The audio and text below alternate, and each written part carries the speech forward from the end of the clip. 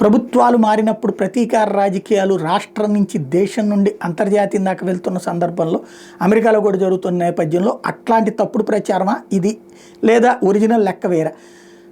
తాజాగా మైక్ లీ ఎక్స్ప్లెయిన్ చేసింది, Elon Musk వీళ్ళు కలిసి చెప్తున్నటువంటి పాయింట్ ఏంటంటే, అమెరికా ప్రభుత్వం తాజాగా 4.6 మిలియన్ క్రెడిట్ కార్డులు ప్రభుత్వ ఉద్యోగులకు ఇచ్చిందట. ఇది ఇంతకు ముందు ఉన్న లెక్క.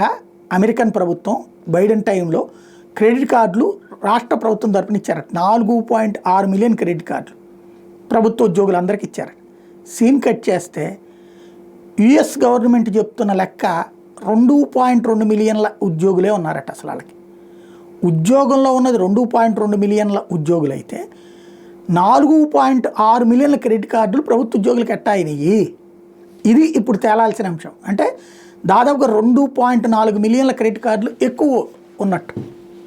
ఇది ఒక్కొక్క ఉద్యోగికి 2 కూడా ఇవ్వడం వల్ల జరిగిందా, లేకపోతే కుంభకోణం జరిగిందా, ఇది ఇప్పుడు తేల్చాల్సిన అంశం.